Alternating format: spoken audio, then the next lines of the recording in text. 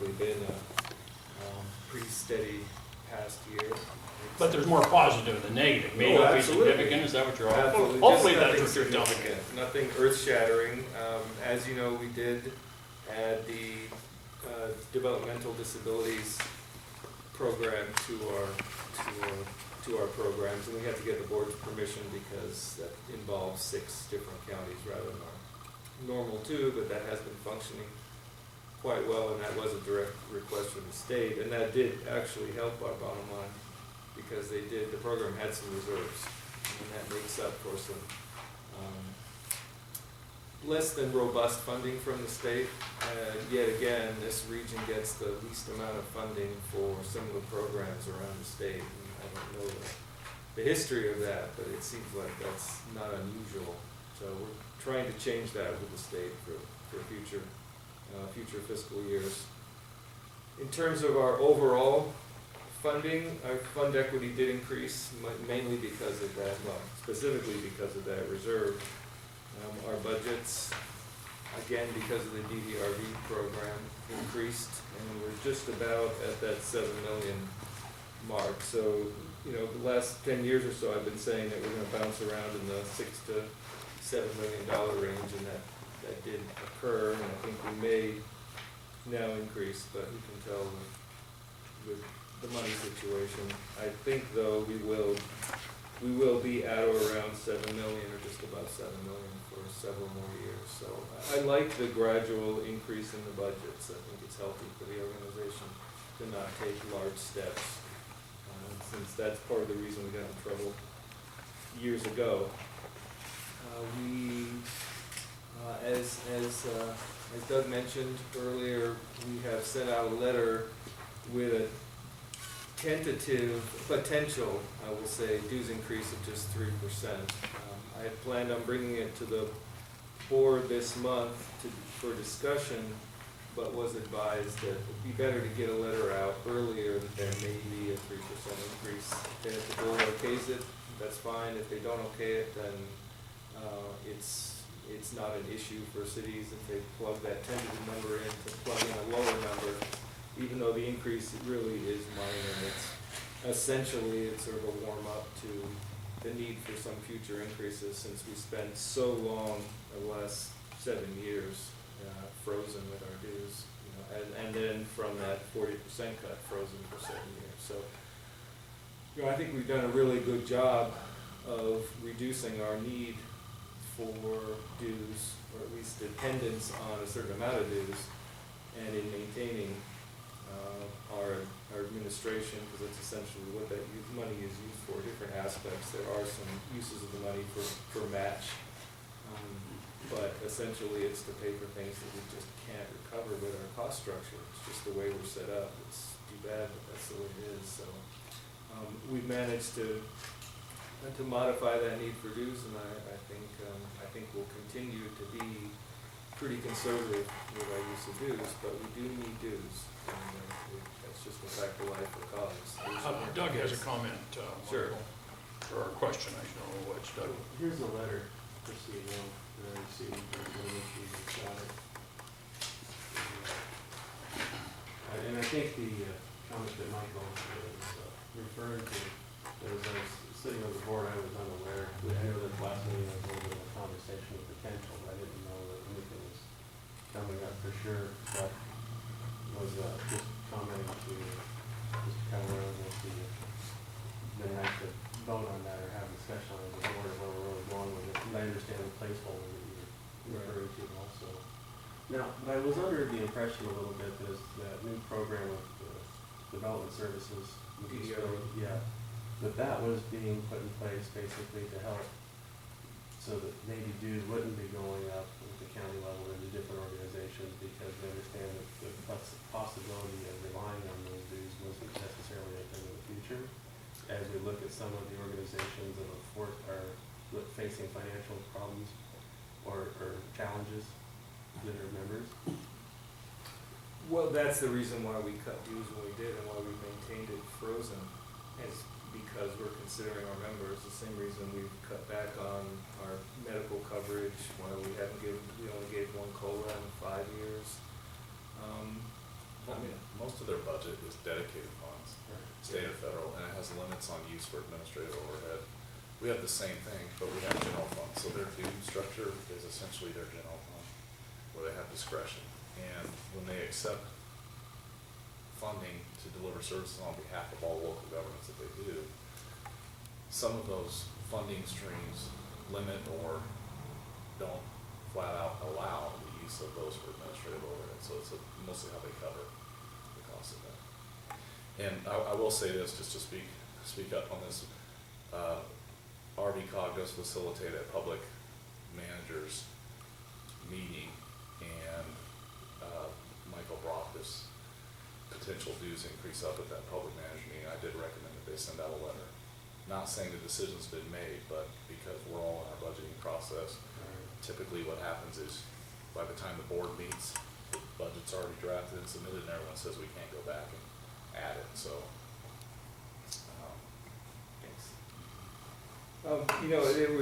There was an article about a week and a half ago in the Mail Tribune on So Ready, and the difficulty So Ready has with the amount of development support it gets from the region. And there was a comment by Mark Von Holly in there that I thought was well done. He said there's a mindset of scarcity in this region. And you can read that a number of different ways, but reality is reality. I think he's right. And I think our organization has to abide by that, acclimatize to it, just live within that reality of a mindset of scarcity. And it's true, and I think we've done a good job. And I appreciate what Danny said. We have tremendous constraints on us as an organization.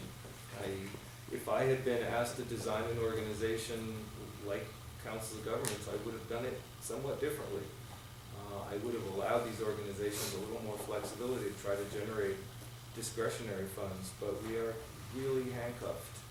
In some parts of the country, and in some parts of the state, there are different mixes of programs that allow some more flexibility, but in this region, our COG didn't get those programs, and so we really do have a tough time with it. And I would, I welcome suggestions on how to do better in terms of our discretionary funding, but in the past, we've looked at some different things, and our jurisdictions, which it would have affected, have preferred to not go in that direction. Just as an example, there's a brief discussion on building inspection and the potential for the COG to look into providing some of those services. And jurisdictions depend on those funds too. So especially, in the last 6 years or so, there's no way that jurisdictions are going to give up any source of income, and I totally understand that. In fact, it's gone beyond that.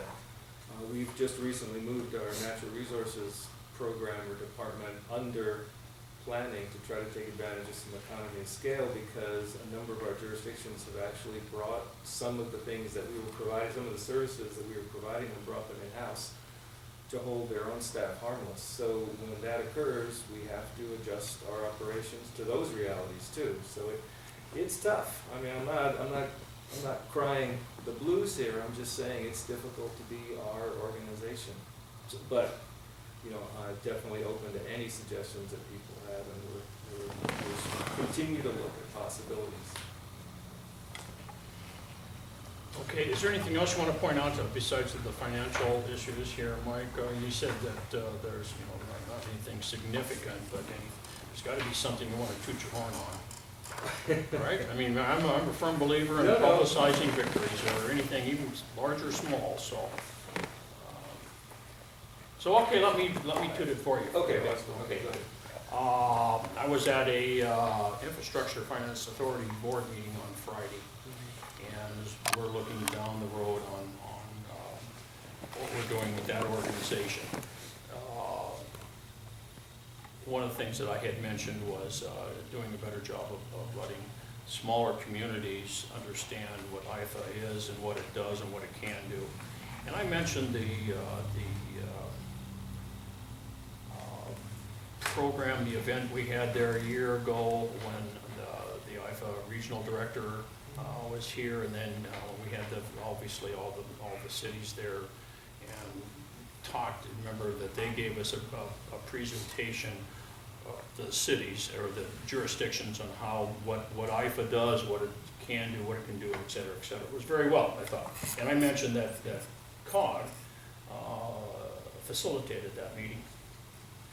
And then, so they asked me a little bit about COG, and as a past board member, I told them some of the functionalities that the council does here in the county and the counties, and its importance and such. So the outgrowth of that is that, which I was going to make a phone call to you later on this, but I'll do it now, is that when we hold our June meeting, we'd like to do it here in Medford, and we'd like to have yourself or somebody from, I can't imagine anybody better, come and talk about COG.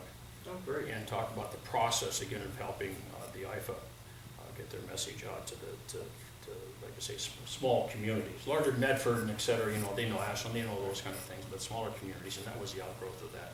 And then I mentioned your little coalition, or the coalition, say, little, pardon me, coalition that you have for the small towns infrastructure subcommittee. I don't know what you're calling it now, but the stuff, it was called something like that when I was on the board. Right. And and how that's really helpful to the small communities in the area. So there's a little plug for you. Okay, well, that's great. I was going to just, and I know we're all probably sick of RPS by now, but the post-acknowledgement of RPS is going to be challenging.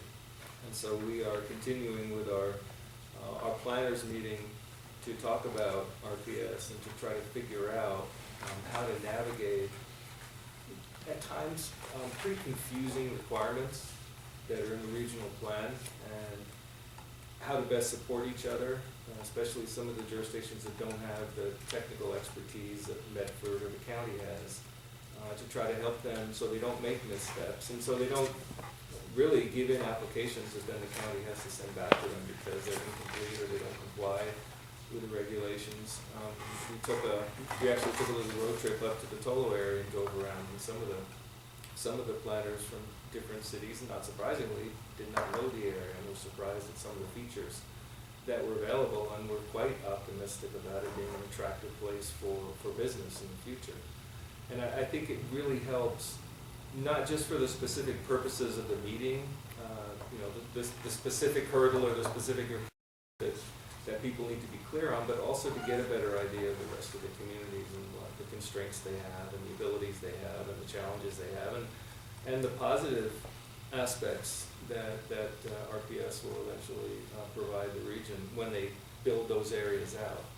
So I think there are a lot of positives that are sort of deep within the process of these activities, I think, that don't get acknowledged, but that really do provide some benefit. I've said this before, but I'll say it again because I think it's important. The relationships before RPS were pretty negative between some of the jurisdictions, and especially between the county and the city of Medford. And I've just found over the years of discussion, that those relationships really have improved significantly. And when you go to these, when I go to these planners meetings, these are people who know each other well and respect each other, and there aren't really those jurisdictional divisions that were there before. There's a lot more trust and confidence that we're all working towards the same goal. Working for a COG, that's pretty much the best outcome you could possibly have. And I know it's not quantifiable, but it's noticeable. And it's the same with the managers meeting. I see the professionals at that level getting along with each other and sharing things, and there's some confidence there. So I think in those terms, this region is a pretty good place to live and work. And I'm very proud of our jurisdictions. I wish all of our problems could go away, but we've managed to chip away at quite a few of them, and I do appreciate all the assistance and cooperation. And I apologize for the letter. I got behind it. We've had some real issues at the COG, and trying to dig our way out of them. Okay, John, do you have any questions, comments for Michael? No, I don't. Very informative. Okay. Doug's done a nice job as liaison. He reports back to us on the board meetings, so we appreciate that. And just to acknowledge the COG's efforts in RPS. I mean, obviously that was huge, and that's been acknowledged. one might want to be careful, you know, it's kind of like so ready sometimes always acknowledging, you know, blowing their horn about Amy's Kitchen. And, you know, past successes are great, but when they get far enough back, you know, I recognize, and we've talked about that that planners group, that informal group that meets, which is really cool, which is really good, which was an outgrowth. But after a while, old news is old news. Right. You No, know, I understand that. and anyway, thank you for the work that you do and your organization, and I recognize the financial difficulties and the issues that you've got to go through. May I ask just a question? So how are you going to replace Alan? Have you, That's been part of the time-consuming issues. Alan is there? Right, we actually found, in fact, at one of my annual updates at Central Point last year, I was approached by somebody who's one of their auxiliary volunteers for the police. And she said, oh, hi, I used to work at the COG as a financial manager back in the early 90s. And so, you know, I asked her name and phone number and all, and then when Alan started to go downhill with his health, I gave her a call and she was available. So she's now stepped in for Alan. She's willing to give us a couple of years at least to get things on track. It's nowhere near the level of sophistication of the county, but we have a pretty sophisticated financial tracking system. Our financial softwares is Isabella, used to be Sage. We have about 400 project codes at any one time, and it's not easy for someone to pick that up, and it's a system that Alan really customized over the years. So it was pretty bewildering for her initially, and in a smaller organization you don't have a lot of people who are almost at the level of the person above them. There's usually quite a distance, so the existing assistant to Alan just wasn't able to give her any, you know, the extent of the guidance that she would need, because Alan was pretty bad at the end there. He wasn't able to. Of course, that's one of the dangers of having one person being totally in control, and they've got everything right up here. Absolutely. And they leave for whatever reason, or unfortunately in this case, pass away. Right. It's a reality of a smaller organization. Yeah, that's real. I know Deanne Everson always talks about succession planning, but Yeah. really, it's tough when you have a relative handful of employees, and they all have to do their own job. It's hard for them to study to take over. Commissioner, do you have any other comments, final comments as liaison? Okay. Okay, we'll point taken on the letter. Okay, all right. Thank Thanks, you. Michael, appreciate it. And 1207, by the way, I know that's usually on the agenda. Right now, we're just allowing the different counties to work on it. We're not taking up their time with any additional meetings or anything. There's no need. Right now, the counties know what they're doing and they're working towards it. So I don't have any update on 1207. There's my report. There's John. There's my report. Sorry. Thank you, Mike. Okay. Okay, thank you. You have nothing on, Michael gave you a report? You have nothing? Michael gave my report. I didn't have a chance to talk to Kelly this morning or Good. yesterday. Yeah, okay, all right, very good, I appreciate that, thank you. Well, that's it for the general meeting this morning, pretty short agenda.